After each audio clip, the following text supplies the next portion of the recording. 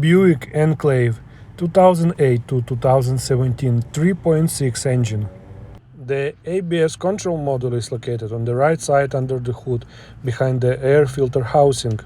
To replace it, disconnect the harness connector, unscrew the hoses, remove two bolts on the back side of the ABS control module and replace the module with a new one.